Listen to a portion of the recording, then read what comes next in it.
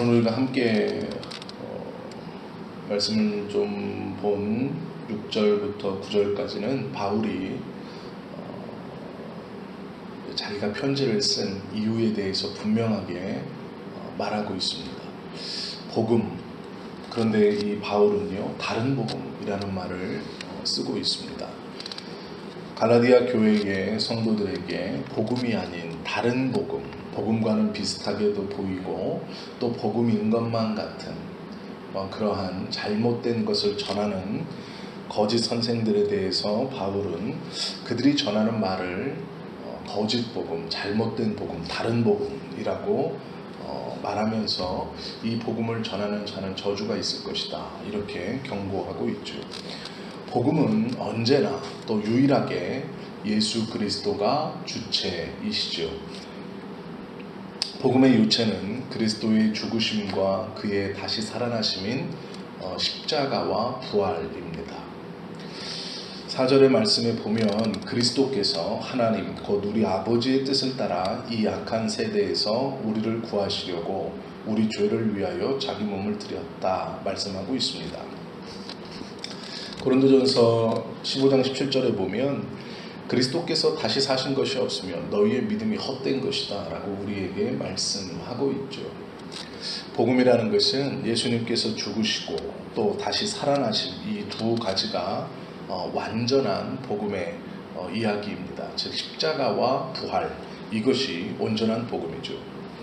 그리스도의 죽으심으로 그와 연합하여 우리가 죄를 용서받았고 그리스도의 다시 살아나심, 즉 부활하심으로 우리가 의롭다함을 받은 거예요. 그래서 십자가만 복음에 대해서 이야기할 때 예수님의 죽으심만 이야기하면 우리의 죄의 용서, 즉 어떻게 보면 복음을 부분적으로만 이야기하는 겁니다.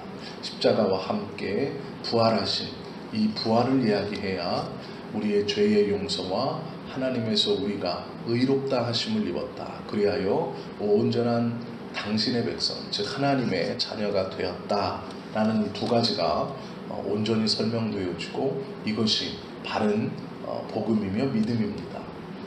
예수님의 죽으심으로 우리 죄가 사하여졌고 예수님의 부활하심으로 하나님의 의가 우리에게 전가되어서 우리가 하나님의 백성이 온전히 될 수 있는 것이죠. 이 두 가지 외에 다른 것을 이야기하는 것은, 즉 십자가와 부활 외에 다른 것을 이야기하는 것을 바울은 거짓 복음, 가짜 복음이라고 말하고 다른 복음이라고 말하며 경계하고 있습니다. 3장 2절에 우리가 보진 않았지만 갈라디아서 3장 2절에 보면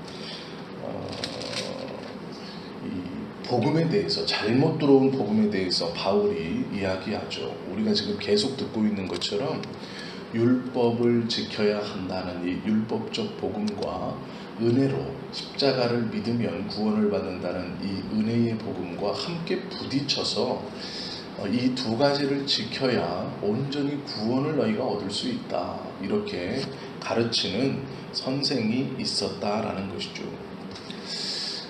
이것이 위험한 이유는 복음을 율법도 지키고 은혜도 받아들이면 이 두 가지를 다 믿으면 완전해진다는 것은 자칫 예수님의 십자가의 은혜, 또 그 십자가를 희석시키고 불완전하게 만드는 것이죠. 그래서 예수님의 사역을 폄하하는 것입니다. 이것은 십자가의 공로를 무력화시키는 것으로서 구원에 이르지 못하게 하려는 사단의 간고한 계략입니다. 지금도 많은 이단들은 복음과 함께, 그것은 당연한 것이고 무엇인가 하나를 더 그곳에 얹혀서, 즉 내가 가르치는 무엇인가 하나를 더 얹혀서 믿어야 구원을 이룬다, 이렇게 말하고 있죠. 그것은 참으로 잘못된 것입니다. 7절에 보시면 복음, 다른 복음이 나오는 이유에 대해서 이야기하고 있습니다. 다른 복음은 없나니 라고 선언합니다. 그런데 이 다른 거짓 복음이 왜 나오느냐? 어떤 사람들이 너희를 교란하여, 즉 너희의 마음을 왔다 갔다 정신없게 하여서 결국 그리스도의 복음을 변하게 하려 합니다. 즉 복음이 무엇인지를 명확하게 알고 있던 너희를 마음을 교란하게 해서 흔들어서 이게 복음이 뭔가? 내가 이렇게 믿어도 되나? 라는 불안감을 조성하고 그것을 통해 전혀 다른 것, 이 복음에서 떨어지게 하기 위해서 그런다라고 이유를 설명해주고 있죠. 구원의 도리를 혼란시켜 명확히 알고 있던 복음을 혼란하게 하고 내가 믿는 것, 내가 받은 은혜들, 또 내가 누리며 살아가는 것이 맞는 것인가? 점점점 신앙생활에 혼돈을 주어서 예수님에게서, 하나님에게서 결국 떠나게 하려는 목적이 있다라는 것이죠. 천사의 너울을 쓰고 다가오면 양처럼 다가오지만 노력하는 이리와 같은 그들의 잘못된 가르침을 경계하라 이야기하고 있습니다. 그런데 문제는 우리는요, 진짜 복음이 무엇인지 알고 있어요. 그것을 믿고 있습니다. 그런데 문제가 있습니다. 그게 뭐냐면 다른 복음이 무엇인지 지금 명확히 들어서 예수님의 십자가와 부활 이 두 가지만을 온전히 이해하고 예수님의 십자가에서 죽으심으로 나의 죄도 함께 죽었고 예수님께서 부활하심으로 하나님께서 원하시는 온전한 의, 예수님을 통하여 나에게 덧입혀진 그 온전한 의로 말미암아 내가 하나님의 자녀가 되었다. 그래서 구원이 완성되었다 라는 것을 믿는 이 확실한 복음을 알고 있는 우리들입니다.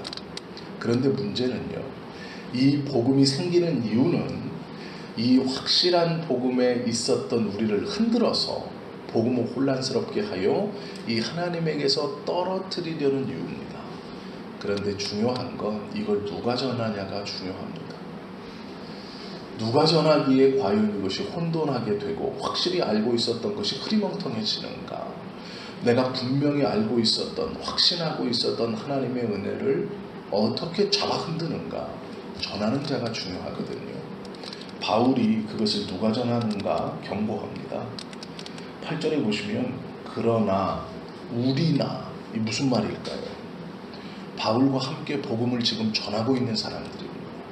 바울의 공동체예요. 즉 뭐냐면 앞에서 우리가 골로새서에도 보았던 또 디모데 전후서에서도 보았던 바울이 기록하고 있는 동역자라고 썼던 7명뿐 아니라 바울이 이 성경에서 언급하고 있는 바울의 제자들이나 예수님의 직계 사도들이라고 부르는 12명의 제자들을 위시한 초대교회의 복음 전도자들, 나름대로 이 초대교회 안에서는 이름이 있었던, 인지도가 있었던, 영향력이 있었던 그 사람들이 바울이 말하는 우리입니다. 바울이 말하는 우리는요, 이방인이 아닙니다. 복음을 모르는 사람이 아니에요. 함께 고난받고 고통받고 이 복음을 위해서 자신의 생명을 내어놓기까지 충성하면서 이 하나님의 구원의 도인 복음을 전하려고 노력했던 우리입니다. 지금 함께 노력하고 있는 우리죠. 이것을 바울은 우리라고 표현합니다. 그런데 이 거짓 복음, 잘못된 복음을 전하는 자가 혹 우리 중에 나와도 왜 우리가 잘못된 복음에 휩쓸려 갑니까? 우리 중에 나오기 때문이에요. 밖에서 나와 관계없는 사람이 이것을 전한다면 아무런 문제가 없죠. 영향받을 게 없습니다. 저건 잘못된 것이다, 복음이 아니다, 성경적이지 않다, 충분히 말할 수 있습니다. 그런데 문제가 뭐냐면 이 잘못된 복음을 우리 안에서 전하고 있다는 거예요. 우리 가운데 믿음의 사람들, 신앙인들, 나와 함께 신앙생활했던, 충분히 나에게 영향력을 미칠 수 있는, 바울이 우리라고 표현했을 때의 우리는 바울과 함께 목숨을 내어놓고 복음을 전하는 사람들 중에서라도 다른 복음을 전하는 자가 있다면 그는 잘못되고 저주받을 것이다 라고 바울은 강하게 얘기합니다. 그 뒤에도 보시면 그러나 우리나 혹은 하늘로부터 온 천사라도라고 말하고 있습니다. 우리 안에서 복음을 전하는 이 영향력 있는 사람들이 다른 복음을 전할 뿐 아니라 혹여 하늘에서부터 내려온 천사라고 보이는 그가, 그 천사라도 하나님이 보냈다라고 말하면서 광명의 천사를 가장하여 온 너희들이 보기에는 하나님께서 분명하게 보내신 천사와 같은 능력과 기적과 이적을 행하는 사람이라도 그가 다른 복음을 전하면 저주를 받는다라고 말합니다. 두 가지죠. 우리 안에 누군가가 이 십자가와 부활 외에 다른 것을 또 해야 구원받는다고 말한다거나, 하늘에서 온 천사라도 예수님의 십자가의 사건과 부활 사건이 불완전하여 다른 것을 또 해야만이 구원을 받는다고 말한다고 해도 믿지 마라 라는 거예요. 그것은 복음이 아니다 라고 이야기하고 있죠. 너희가 처음에 받았던 십자가와 부활하심으로 말미암아 얻어진 그 은혜의 구원 외에 설사 천사라도 우리 중에 누구라도 다른 것을 이야기하면 믿지 않아야 된다라고 말하는 거예요. 이래서 문제가 생기는 겁니다. 함께 믿었던 우리, 여기에는 물론 목회자도 들어갑니다. 하나님께서 보낸 것 같은 천사라도 다른 것을 이야기하면 그는 저주를 받을 것뿐만 아니라 그것은 가짜 복음이다, 다른 복음이다 라고 이야기하죠. 오늘날 많은 교회의 성도들이요, 엉뚱한 것을 쫓아서, 뉴스를 보시면 아시겠지만 약 400명의 사람들이 구원받고자 재산을 다 팔아 피지로 갑니다. 약 1000여 명의 사람들은 또 다른 교회에서 브라질로 갔다고 합니다. 그것뿐인가요? 그 사람들만 잘못됐나요? 아니요.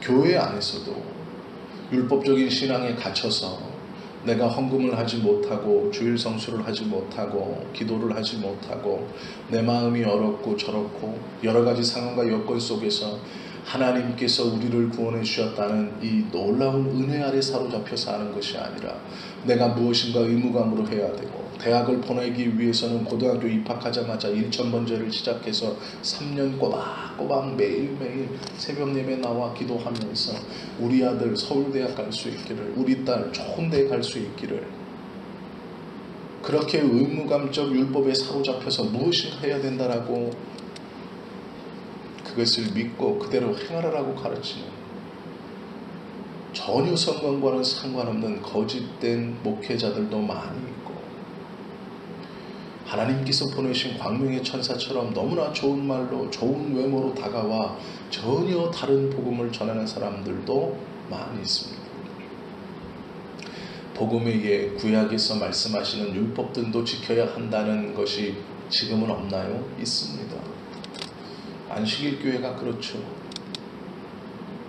그들은 돼지고기를 먹지 않아요. 왜요? 구약에서 먹지 말라고 하셨거든요. 되새김질하지 아니하고 쪽발이지 않은 짐승은 먹지 마라. 그래서 돼지고기 안 먹습니다. 그건 복음의 율법을 함께 지켜가고 여전히 지켜가고 있는 모습이에요. 내가 하나님의 대리자니까 나를 믿어라. 그것이 우리가 보는 많은 이단들입니다. 그것뿐이면 좋겠지만 우리 안에서 까딱 잘못하면 목회자일지라도 전혀 다른 복음을 가르치고 그것이 맞다라고 교묘하게 주장할 수 있습니다.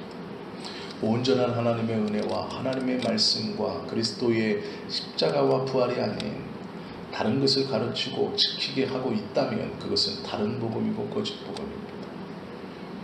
우리가 그것을 충분히 주의하고 경계할 수 있어야 하죠. 우리 안에서 소위 은혜가 있다는 사람들의 말을 가만히 들어보면 그들의 이 은혜는, 그들이 하나님과 동행함은 전혀 복음 외에 엉뚱한 것에 붙들리고 매여 있어 그것을 하면서 은혜를 받고 그 엉뚱한 짓을 하나님의 말씀과 하나님의 뜻이라고 생각하면서 오히려 복음이 아닌 그 어떤 행동과 신비적인 것에 붙들려 치우쳐가는 경향이 있습니다. 특별히 자기가 경험한 것이 말씀보다 더 위에 있고 내가 경험했던 것이 하나님의 말씀과 은혜와 성경보다 더 위에 있어서 성경은 그렇게 말씀하고 있지만 내가 만난 하나님, 내가 경험한 하나님은 그렇지 않다. 그러면 그렇게 만난 하나님이 잘못된 만남인 겁니다. 그건 하나님을 만난 것이 아니에요. 그에게 다른 복음을 천사가 가르쳐 주어도 잘못된 것이고 저주받을 것이다 라고 성경은 말씀하고 있죠. 우리는요, 복음의 내용을 잘 알아야 합니다. 우리 안에 잘못 전파되고 통용되고 있는 복음, 천사라도 잘못된 것을 알려주면 그것은 거짓 복음이다 라고 성경은 권면하고 있죠. 우리가 말씀 듣는 일이 그래서 중요합니다. 성경을 상고하고 묵상하는 일이 그래서 중요하죠. 온전한 복음에 흔들리지 않기 위해서입니다. 좋은 게 좋은 것이라고, 은혜 된다고, 하나님의 말씀인 것 같다고 모두 다 받아들이시면 합니다. 극동방송이나 CTS, CBS에서 나오는 설교 중 정말로 많은 것들이 이 거짓 복음들을 복음인 것처럼 가르치고 있습니다. 무엇을 해야 복을 받고, 무엇을 해야 은혜를 경험하고, 무엇을 해야 하나님의 백성인 것처럼 성경과는 상관없는 교묘함으로 이야기하죠. 그것들을 주의해야 합니다. 우리가 새벽마다 기도하는 이유는 무엇을 받기 위해서가 아니라 하나님 앞에서 온전한 말씀과 복음을 붙들고 살아가기 위해서죠. 오염되지 않기 위해서입니다.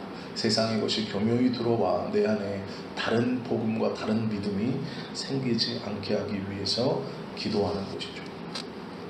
이 온전한 복음을 붙들고 다른 것을 분별할 수 있는 지혜와 은혜가 우리의 삶을 이끌어갈 수 있기를 바랍니다. 또한 우리 안에 교묘히 통용되는 이 거짓된 복음을 잘 솎아내 성경의 말씀처럼 온전히 순수한 은혜와 복음, 예수 그리스도의 십자가의 부활만을 붙들고 그 은혜를 누리며 살아가는 저와 여러분 되실 수 있기를 예수님의 이름으로 축원합니다.